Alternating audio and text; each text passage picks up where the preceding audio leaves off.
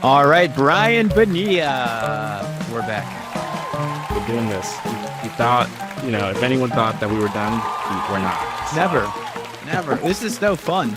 I have people talking about this. I think people only listen to this segment now. So No, I don't think that's true. But I think the people that are well established in their career now are really drawn to this.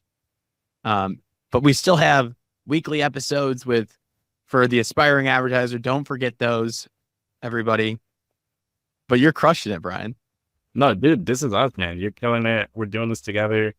It's great, dude. Yeah, I'm excited for this episode, honestly. We just got done talking with Tim Nudd, creativity editor at Ad Age, which you might have heard of.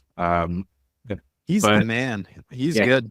He's smart. He's been, around the industry for a long time, and he still loves it. Loves what he does. So, yeah. Thank God he was here because we talked about two pretty controversial ads, right? And I was nervous, just like learning nervous. So I was pretty quiet, I would say. No, look, it's hard to talk about controversy, right? You don't want to piss off any brands or whatever, but yeah, look, the controversial Apple ad that was just out and Bumble and just kind of the landscape of controversy that can be, in advertising. Seriously. I mean, what a treat though. I mean, we had the Drake and Kendrick beef and that Apple Samsung could have been its own little beef there. If Apple would have responded again, maybe they will. I didn't even think about the two, but I was thinking about it the whole time. So fun. Something must be in the air. There must be something going on. The political election's coming up too, and I think they have debates going on soon. So there's beef, there's battles potentially. Who knows? But look, it's good to talk about the mistakes just as much as it is to talk about award-winning work, and that's what we were able to do. And I think there's a lot of learning lesson in that. I think we're going to get a lot of new listeners, Brian. So what you want to do another little introduction for all the people tuning into this one? Yeah, sure. Look, this is episode 7, I want to say, if it's not. Okay. My name is, Brian Bonilla. My agency, senior agency reporter at Ad Age. If you don't know Ad Age, we're the, number one industry publication that covers advertising specifically. And, we've been doing this for a long time. And this segment is me and you just talking about what are the biggest advertising topics of the past couple of weeks. Every episode, nonstop. And sometimes we have special guests. Sometimes it's us. But this episode, we have a really special guest in Tim Nudd, our creativity editor at Ad Age. And I'm just excited. Totally. And I am Geno Schellenberger. I work my day job, which goes into the nighttime, is at Havas Chicago. I do new business and comms. But then I also run Breaking Entering, which is the number one ad podcast out there. There you go. So covering advertising. And Brian, has been coming on bi-weekly for the past 6 or 7 weeks now. And no stopping. We're not stopping because we're having fun. And we'll switch it over now. I think that's really it. We usually do a headline of the week and then we do rapid fire, but we want to make sure Tim gets your conversation with Tim, where I chime in awkwardly, gets the most airtime as possible. No, and and as people may not know, Tim broke the news on the how cool is that controversy or the apology. Apple, and this will be the teaser. Apple sent the official statement exclusively to Tim. Yeah, and they haven't apologized in a long time. We'll talk about that. I was thinking, how stressful is that for him? Because he covered the story before the controversy, that was probably covered or looked at a lot in his original writing. And then the controversy hits. I'm sure people read the before and after. So, but he's a pro. That's a lot. Yeah. And he's a pro, and you got to be on your feet. And honestly, something like that doesn't come along often. So you got to take advantage, be prepared. It's good hiring journalists too. I don't understand why more people don't want to be maybe they do, but to be an advertising journalist, it seems really cool. As I'm like a pseudo one that's not even close, but it's good for those people aspiring journalists to learn on how this stuff works on their end. Yeah.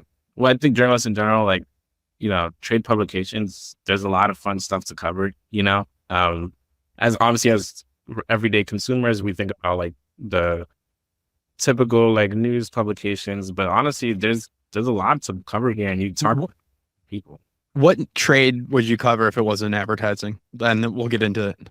It'd probably be like sports business of some kind. Nice. I think that's pretty interesting. I would do rap beefs. Complex. Oh, well, is that considered trade? I don't know. Culture. It's culture. I wanted to when I was a kid. I work at Complex.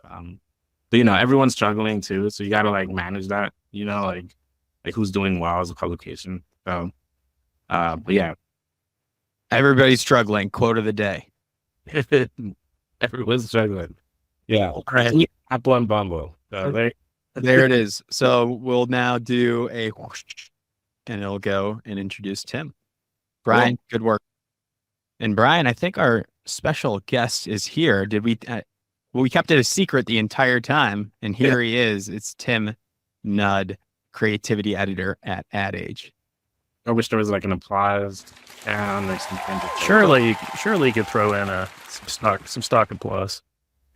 Yeah, thanks Tim for coming. Obviously, we've been working together for a bit now, like Ad Age, and you're the man that you're seeing it all. You're seeing all the creativity, and like honestly, I'm in awe sometimes. Just like the amount of like work you churn out, and the amount of like just campaigns you get, like you're seeing on a daily basis. It's like massive, Oh, thanks. Yeah, sometimes I feel like I see too much. Do you ever like watch TV or just like? Yeah, my kids ask me to review the ads when the commercials come on. Yeah, and I'm like, no, I'm not working right now, guys. Working overtime. Well, he watched TV. He was watching the Super Bowl, but he was live streaming. Yeah. Yeah, I missed most of the Super Bowl kind of. Well, I haven't watched the actual game in years, but I even sort of missed half of the ads this time because I was trying to do the live stream. The live stream was really fun though. It was like a different thing and hadn't done that before, so that was kind of a fresh thing to do. I was there the whole time. Thank you. Oh, thank you. People would tune in, and I thought that was really great. I mean, it just shows that there's so much interest for this stuff. Yeah, for sure. So, Brian, what are we going to talk about with Tim today? There's been a couple ads making the headlines in the past few weeks. You want to tee us off and talk about the agenda here? Yeah, I mean, I think this is a controversial episode. Well, we're focused on controversy anyway. The Apple ad that crushed a lot of people's hopes and dreams, apparently. A lot of people's views of Apple, a lot of, just crushed a lot of ideologies. But I don't know, that crush ad that a lot of people went nuts over, I don't know, like, which I personally I was so surprised about. You've been covering this, since the beginning. It feels like a long time ago. I think it was just last week, right? So it does feel a long time ago because it was its own saga that had like ups and downs, I guess like we could start with like, we'll talk a little bit about what the ad is. Obviously, it was about the thinnest, iPad that Apple had ever, and that was promoting that iPad. And what exactly was the controversy? Like, can you just walk me through a little bit about that? Yeah, sure. It was a spot that was made in-house. So TBWA, Media Arts Lab, did not have anything to do with this one. And they sent it over. There's a lot. Apple makes a lot of spots, right? Like we see them all the time. We get previews of a lot of them too, which is kind of nice. This one, like vast majority of Apple spots, was kind of a product demo. The idea was to push a specific product feature. In this case, the thinness. It's apparently the Apple's thinnest iPad ever. Actually, it's thinnest product ever. It's even thinner than I think the previous record holder was like the Nano music player from like 10 years ago. Anyway, super, super thin. So I think the idea was, how do we show something really thin? So the idea of crushing stuff down to a really thin dimension was sort of the creative idea. And then you sort of, add to that, like what is the iPad used for? It's used for creative things. If you're an artist or a creator, you can use all these cool creative apps inside the iPad. So the idea was the metaphor was born out of those two things, like all the creative stuff inside the iPad, but then also how thin it was. And that's quite clear how they got to this creative concept, right? So I saw it, I don't know, I think it was at least a few hours before I think it rolled out on YouTube. I saw it, and I actually immediately wondered why they were doing that particular. I didn't anticipate that it would be so controversial, but I immediately thought and I put this in the story originally, I was like, this is kind of violent and it's kind of anti-creativity in a way, like if you're crushing these things. It was, I didn't really put it, it's not like I made it the focus of the story. It wasn't like, it wasn't like I framed the story like, oh, this is going to be a controversial spot, because I didn't realize really that it would be. It was almost like an aside that I put in the story. I think it was like the third paragraph. I was like, kind of weird that this is a little bit violent and a little bit seems like anti-Apple's ethos. And that was a Tuesday, I believe. I can't remember what time of day it came out, but it was definitely a Tuesday. And then, all day Wednesday was just like people crapping on Apple, crapping on this spot, really going after it. And I think it gained momentum the more people talked about it. It's not the kind of commercial that on its face is super offensive. Right. In fact, I found it interesting that they never took it off social. It's still on their YouTube, and it's still on Tim Cook's X account. So it wasn't like an offensive commercial like we've seen other brands sort of step in it with political stuff or whatever. But yeah, I mean, obviously in retrospect, I think Apple probably wouldn't have put this out. I think it did. A lot of people took it as big tech kind of crushing the history of human creativity. Right. But at the beginning, even though I felt like I saw the inklings of that the first time I watched it, I never thought it would blow up into what it did. That's interesting. You had that reaction. You had an inkling. He had an inkling when you first saw it. Well, you were viewing it as someone who understands the Apple brand, and obviously the Apple brand has been studied and talked about in universities and all that. And you're right. I think Apple's known for clean, simple, right? Beautiful, advertising and just its products, right? Clean and simple, easy to understand. So I do get that part of it, right? I think if you're creative in the industry, you're looking at that as just a complete change, maybe from the brand strategy. But I don't know if they were thinking. Well, I don't know if it's a change from the strategy, because I think it is a very simple metaphor, right? And the other thing to remember about Apple is money is kind of no object when it comes to their productions. So this thing, it's actually a really cool thing to look at when you're looking at it. As if you set aside, oh, I'm going to be offended by this. If you actually watch the ad all the way through, it's pretty amazing what they did, right? And it was a couple of iconoclast directors, I think, who put this together for them.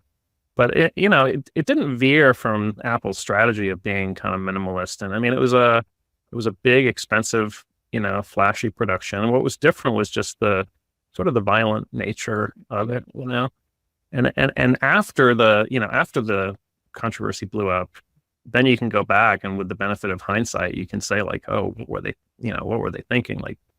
Other metaphor seems so obvious, as when you look back at it later. But it's, they clearly, the people who made this within Apple had one metaphor in mind, and they had blinders on. Right. And somehow were unable to see this other interpretation, or maybe they saw it and thought, well, no one's going to really get that upset about that. Right. So either they didn't see it at all, or they saw it and were like, well, it's going to be clear to people what we're going for here. So it's not going to become this huge controversy. Obviously they came back to bite them in the end. Sorry, do you know what you're just saying? Yeah, I was gonna ask. So how long did they keep it up? What was their public statement? Because I saw that kind of circulate on social media. Yeah, well, so it came out on Tuesday. As I mentioned, the the backlash kind of grew on Wednesday. By Thursday morning, Sabrina Sanchez and I, she's our creativity reporter, we were just talking about it early Thursday, and we are like, the backlash has gotten to a point where we should probably just do another story, just kind of recapping the backlash, or like showing, because I did go in on Wednesday and sort of updated the original post with just a line at the top saying, hey, there's a lot of, the spot's getting a lot of backlash. By Thursday morning, I felt like it deserved its own post, or like a news story.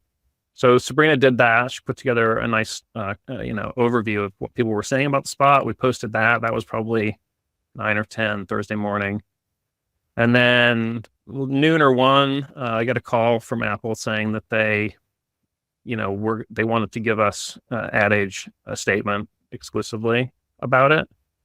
And yeah, I waited probably an hour to get the statement, and then they sent the statement to me, and we quickly did a story, and the statement was essentially, we're sorry. It was an apology, which I wasn't really expecting. I guess when they said they had a statement coming, I wasn't sure what to expect, but the fact that the words "I'm sorry" or "we're sorry" were in there was kind of interesting. So we posted that story. I don't know what time it was, like mid to late afternoon that Thursday. And of course it was, nice to get an exclusive on the apology. Apple doesn't apologize very often. I think I heard someone say it had been, over 10 years since they'd apologized for anything. So they clearly felt bad about sort of alienating the very group that they were trying to appeal to with this. But the apology essentially said, creativity is in our DNA at Apple, and essentially like we want our products to help creators, not we didn't mean to alienate anyone, and I think their phrase was that we missed the mark and we're sorry, was essentially the upshot. I'd personally I like that personally, because I'm thinking like, as naturally people don't want to watch ads, right? So I thought it was like attention grabbing, and honestly, I don't know if the metaphor was great. Like I understood the metaphor, but like obviously, like we live in a world where like our phones already have everything in them, and so maybe that didn't really resonate with people because it's like, well, our computers and phones already have everything. We don't need like the same metaphor. But I totally I don't know. I thought it was a little overblown personally, especially people that were trying to fix the ad by like rewinding it. I don't know if we still. Yeah, we talked about that in the office. Yeah, I know what you mean. Actually, it's interesting. I never thought about that until you just said that. Like the fact of crushing all this stuff into a device, that was true like in 2007 when the iPhone came out. So that's not a new way to promote something, right? It's and then the thinness is kind of I don't know. It's like not a secondary product benefit, but it seems like a kind of a random-ish thing to promote. So like, yeah, I guess, thinking of it more closely, like these are not necessarily two product attributes that are really all that special, I suppose. But then, Apple iterates on its products so much, it's probably hard to find features that are totally new and exciting to, that's what was cool about like do you remember the spot with it promoted the unsend text feature with the lizard who died? Yeah, I love that. That was a really cool spot because that was a really new feature. Right. And so just, promoting something that it's just a regular iPad, it's just a little thinner. It's probably pretty difficult to put different ideas for how to concept around that. Well, and maybe that's where that leads to like, you're trying to be so like grandiose and you're not really thinking as much about, what's the exact message that people will receive. You're just like, let's just get the attention. And, I think it was like, take the brand away. It's just like a cool thing to look at. Right. But then once there's the brand, it's like, people are going to have feelings about it. I don't know. I just like, was this just industry folks in your opinion? Cause like, look, my Twitter was like filled with just people just having their 2 cents. I know like Fernando Machado like talked about it. I know like a lot of creatives talked about it. But in your opinion, like, was this just kind of in our industry? Because I know we talk to ourselves a lot. No, I don't think it was just in the industry. First of all, I think anything Apple does reaches the wider culture. And so, after our story posted, the apology story, New York Times picked that up, CNN picked that up, like all the major news outlets reported that Apple apologized. So I think, they not that this spot I don't think it actually had any media buy behind it initially. It was supposed to go on television eventually, but it never made it to TV. But the backlash to it kind of bubbled up, I think, beyond the industry echo chamber in this case. One thing we didn't touch on was the fact that this creative approach actually wasn't new either. LG had made a similar spot about 10, 15 years ago.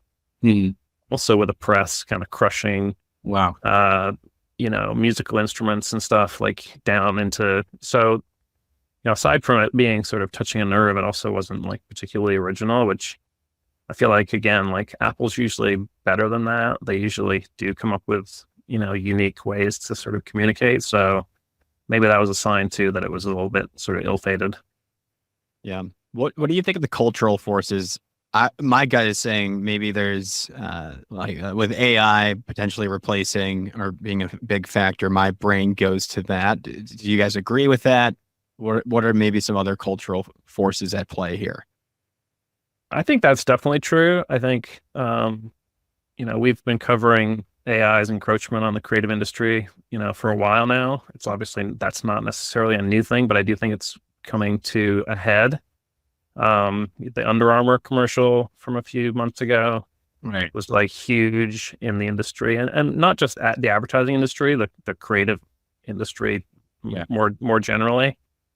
The other thing I would say is that the culture of outrage kind of took over here as well. Like, I saw like political opinions around this, I heard the word snowflake being thrown around, people talking about like, how could you get so upset about a commercial? So, we're in this age, unfortunately, where, everybody gets upset about everything else, about anything. And then people get upset about other people getting upset. And election year could be the spark too, maybe. Yeah. And it fell into sort of the predictable camps, unfortunately. So yeah, I mean, there's outrage is sort of a fuel in the attention economy right now. So that definitely played into it.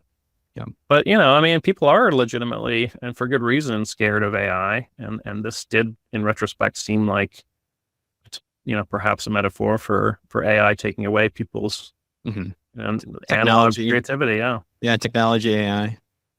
And to your point earlier, like I saw like Hugh Grant tweeted about it, which I'm just like very random, I always love to see like the random celebs that come out of the woodwork to like comment on this stuff. Yeah. And hilarious. You were talking about so we've been talking about like Apple, right? And then, quickly, right? There was that Samsung response, right? And like, I didn't expect anything. I thought, maybe this was just going to blow over after a few days. And Samsung had their own response to Apple. Could you explain a little bit how that came to be? I know you broke that story as well. And what did they say? What was kind of like, how do you rate the two, if you had to compare? Yeah. So the Apple, just to give you a chronology, like the Apple spot came out Tuesday, 2 weeks ago, as we're recording this. I think it was 2 weeks ago today.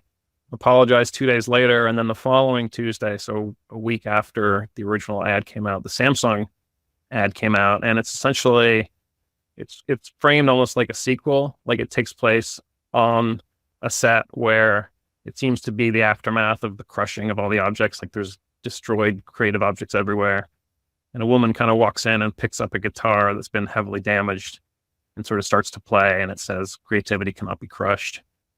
BBH USA made the spot, which was kind of interesting because BBH London, I think, made the LG spot years ago. Sort of was the original. Yeah. So it was kind of a nice kind of full circle moment for BBH on this. Okay. I mean, I didn't think it was like, the most like amazing creative piece of work, but it's almost doesn't have to be. It's almost like just drafting off that, like it made its point. It was pretty nicely made. It was turned around super quick. Yeah. From what I understand, I think Thursday or Friday, BBH talked to the client about this. They shot it on Sunday. They had it ready to go. I was talking with BBH about it early in the week, last week, and it took a day or two to get through. Like I think the CEO had to approve it, and there was some legal, stuff to get signed off on. So it could have gone even earlier. Probably could have gone a day earlier because I think it was done. But it kind of harkened back to Samsung's 10, 15 years ago. They were all about attacking Apple all the time. Hadn't seen a good needling of Apple by Samsung in a while, so this was kind of fun to see. Oh yeah, they had to jump when they apologized and they saw that opportunity. And like you said, it's probably because the relevance and the timeliness of the response, the creativity you said was okay. But yeah, I was nicely shot, but I don't think it was like something like super special. But they did a nice job of kind of recreating the hydraulic press that had the paint splatters on it, and I'm sure production design wise, it took a lot of skill to get that done. Totally. But yeah, it's interesting, right? Because only certain brands are comfortable jumping on another brand failures. Clearly, Samsung is one of those. They have a history of that, so it's kind of in their DNA to kind of crib from the Apple apology. It's in Samsung's DNA to sort of be that challenger against sort of the juggernaut that Apple's become in the mobile space. So yeah, I liked it. I thought it was great. Well, what I thought was good is that it promoted their own product that I probably wouldn't have heard about if I did it. I forgot it was their own version of a tablet. And okay, I was gonna ask, what was it promoting? Or it was the product tablet, and she was playing guitar on the tablet. And one, I think that's a big deal for BBH. Samsung works with a lot of agencies to be the agency that gets to do that response. I think it's a big deal. And two, you in that story, you spoke about the in 2011 and 2017, the different types of ads that Samsung had, kind of attacking Apple. And I thought those were funny, right? Because they were talking about the big line at the Apple store and how people look ridiculous waiting for the iPhone when you can just still have the future product, which is Samsung phone. And I thought those were good, but I also thought you were still kind of giving Apple the shine of Apple has these giant lines. People love to wait for Apple, right? Whereas this was a clear mistake that Apple made. They already apologized for it. So it was I think it was different than, years past where you were kind of trying to poke fun of the fact that Apple has a big audience, Yeah, for sure. I think this was more of just a tactical, hey, let's draft off this mistake and position ourselves as kind of the opposite, as the defenders of creativity. And it definitely got attention. When something is in the zeitgeist so much as this Apple spot was, I did a search a day or two after the Samsung ad broke, and sure enough, it was it was reported on everywhere, this response. So it was smart. You're right though. The Samsung ads from years ago were sort of them trying to put a dent any way they could in the coolness of Apple, and the difference this time was Apple put the dent in themselves, and Samsung just kind of piled on. So I thought that was a good strategy though. Yeah, but Apple will probably be fine. I think. We'll have to see what the sales are after all of this. Too big to fail, of course. Right. Listen, the fact that they didn't even take it off the socials, right, indicates to me that they don't feel particularly bad about this. So they apologized and didn't take it down? It's still up? It's still up. As far as I know, it was up, many days after the apology. I don't think they felt it's funny because the apology was an apology. It wasn't the fake apology that you often get, which is we're sorry if anyone was offended. Clearly people were offended. So Apple did legitimately apologize, but then they sort of stood behind the work in a weird way by leaving it up. So, well, I think controversy breeds views just as much as a good ad does, maybe even more so. So I imagine, we got to wait and see, right? And that's the thing about advertising. You have to kind of wait to see the results sometimes. But I think this might have helped them, in a weird way. Because I think a lot of people are learning about that new product because of the controversy. So I don't know. Yeah, perhaps. I don't usually subscribe to the idea that all press is good press. I feel if Apple could go back in time, they absolutely, I think, wouldn't run this if they had known what would have happened. I think it did kind of make them look bad. Mm-hmm. Whether or not it's going to dent their sales, I doubt it. I think people, one of the funniest tweets I saw was someone saying, yeah, everyone's jumping on their iPad or everyone's jumping on their iPhone to express their displeasure, or they're slamming their MacBook shut, when they're after watching the ad. So I think it's one of those brands that's just so, it's almost, the way people feel about it is almost separate from any new piece of work that comes out, because so many people already own these products, and their perception of the products is built on years, sometimes decades of using the products. And I don't, it would be hard to believe, I think, that Apple's going to suffer in any way, like financially, from this. Yeah. Shall we switch over to Bumble? Yeah. To Bumble. Yeah. Like, you were talking earlier about like, this was an interesting case because Apple didn't do anything like politically or otherwise that garnered the controversy. Whereas, there was another controversial around the same time with Bumble that it was, more in the gender politics realm. And if people hadn't seen it, it was these ads that, obviously Bumble is dating app, which, blew up because it allows women to kind of take charge in the dating scene and be the deciders of who they want to, get to date. And, this was a big shift, I thought, in like strategy, because they were, trying to tell women to like get on the dating app, like don't like forget about like celibacy, don't be a nun, right? Like these like trigger kind of phrases, I thought. Can you talk a little bit about like that campaign and how that even compares in the controversy realm? Yeah, sure. I mean, I didn't cover this campaign. I covered a later campaign that reacted to it, similar to how Samsung reacted to Apple. But we did cover it. Ad Age covered the Bumble work. But yeah, I found that to be way more tone deaf as a brand than the Apple stuff. Like if you're a dating app, you have to understand, gender politics, and you have to understand that telling women, not to embrace celibacy could be a problem. Like there clearly was no sort of recognition of that. So not that, to me, this was a textbook case of really not understanding your audience and how your audience thinks and feels, which is pretty damning when you think about it. Like I think, that's the biggest sort of misstep you can make, is really truly not understanding your audience. I think Apple understands the audience. Apple had a misstep with a metaphor that didn't work quite well. The Bumble thing to me ran a lot deeper, and I find it interesting too that both of these campaigns were made in-house. So there's there are questions to be raised here about, like, if an agency were involved, would that other set of eyes have made a difference in either campaign? I wonder, I wonder if sometimes brands are a little too close to their own communications, and maybe, that they need that sort of temperature check from an outside party. Not that always works. Sometimes agencies introduce the problem. But yeah, the Bumble stuff, I found that to be a pretty serious misstep for a brand who should understand, the space that they're operating in better. Like and I think, you can also, I guess, in similar way to Apple, you can look and see where it came from, right? There's sort of like this empowerment-ish tone to all those headlines, right? Like, oh, we don't, celibacy is not the answer, can be taken as, don't let things limit you.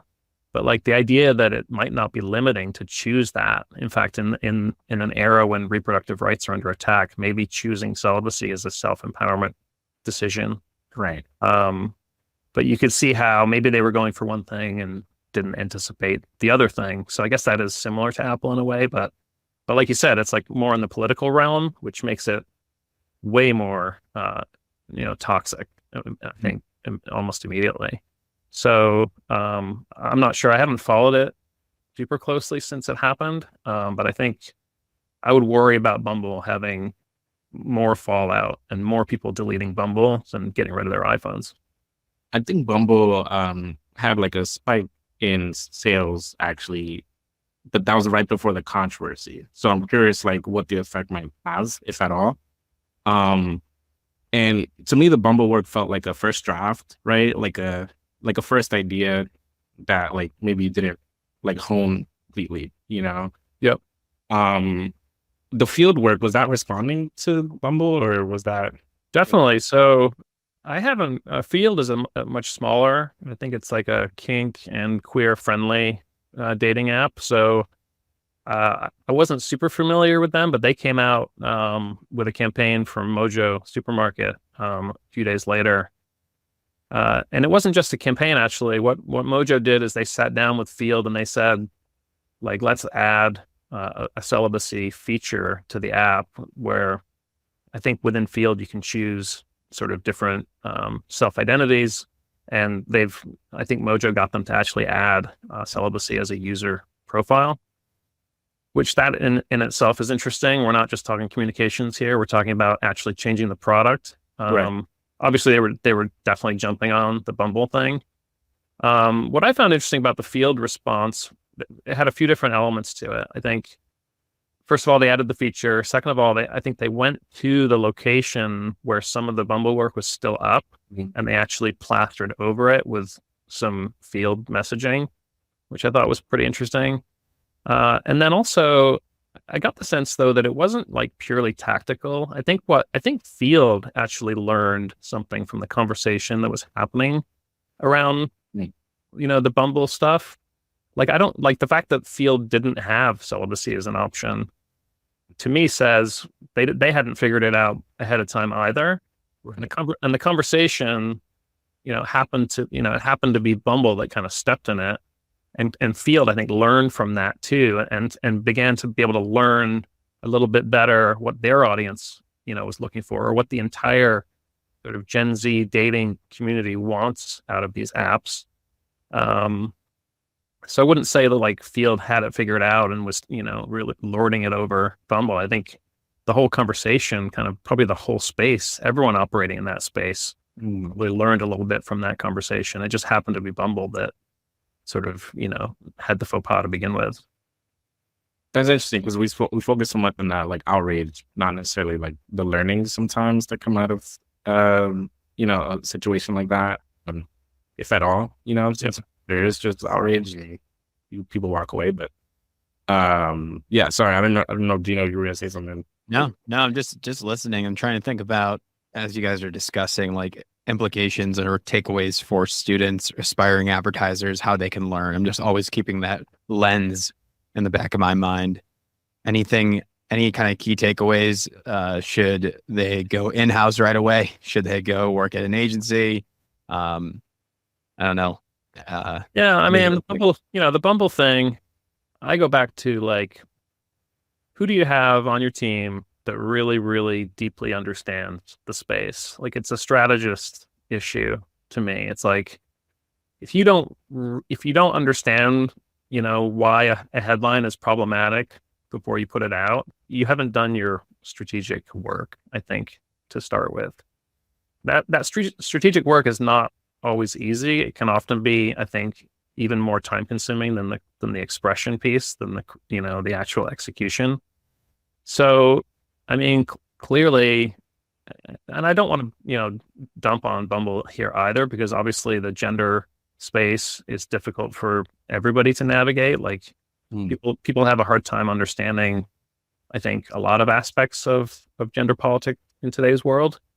And in that sense, this controversy hopefully will help in the long run, like the entire category approach things a bit more authentically.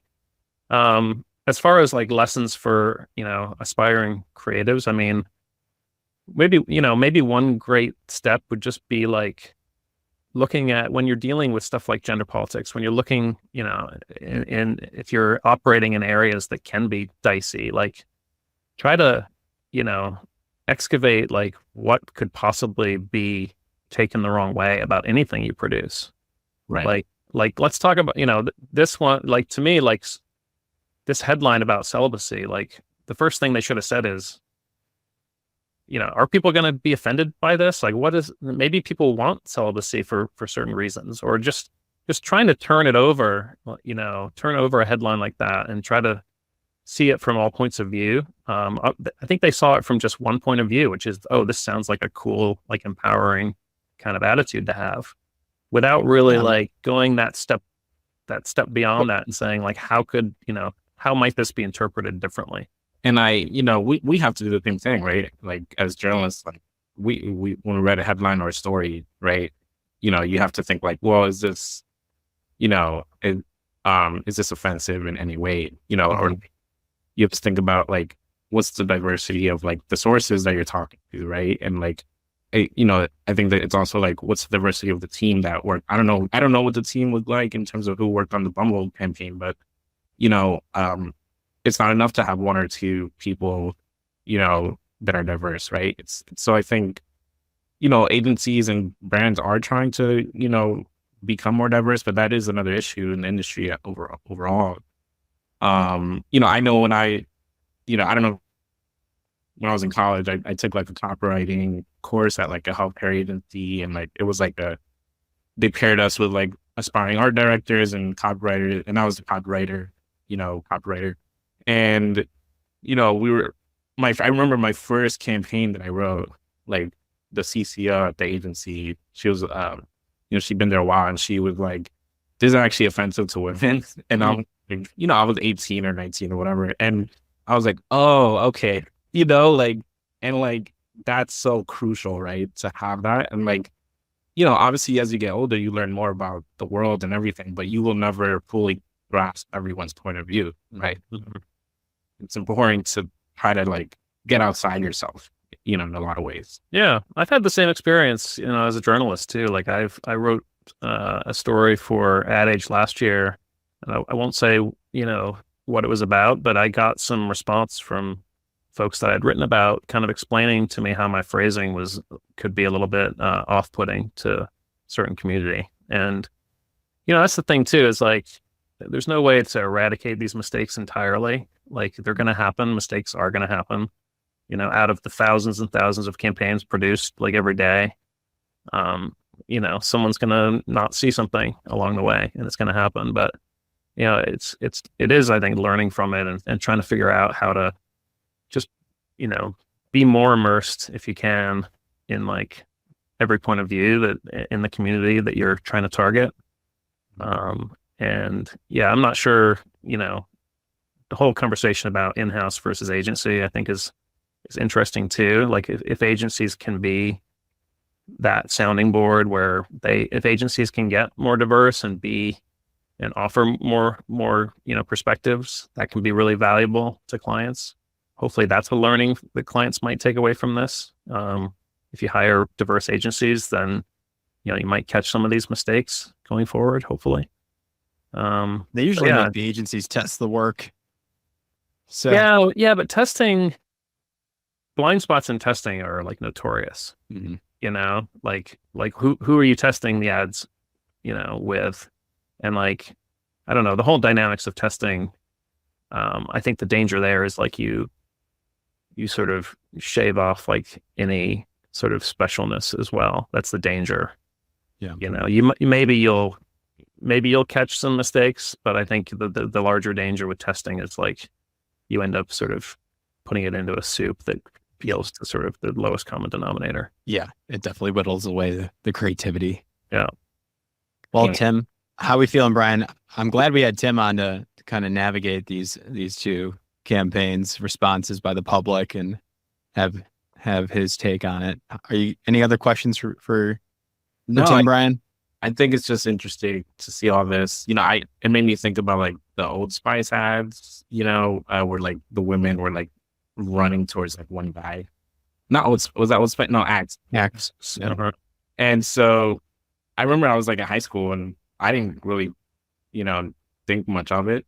But as I started covering this industry, I found out that was a very controversial thing, but I didn't cover it, and like, I wanted to give the last question, like, do you feel like these reactions are more immediate than ever before because of social media? Like, I don't know if was it like that, because I know we did a story on all these different controversial ads of past.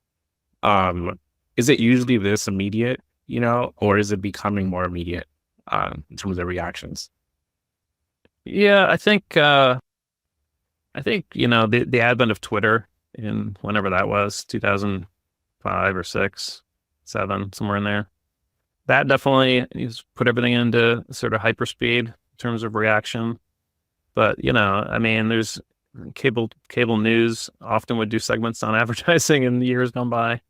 It's like media often looks for these things because it is kind of good content. Like we had more engagement on the Apple story than we've had on the story in a while. So we sort of benefit from it in a weird way as well. Not that we make up controversies, but like when a good controversy comes along, people want to talk about it. But yeah, I think it probably is more immediate now, and even more to the point, like it gets really polarized really fast too. Like you get one side versus the other side, and it can be kind of exhausting to cover it. But yeah, looking for any positives you can take out of it if you're a marketer. Yeah, and I guess I would go back to try to institute processes that help you avoid mistakes while not like watering down what you're doing. Right. You know. Right. All right. I think that was it. But Tim, thanks. All right. Good to be with you guys. Thanks for coming on.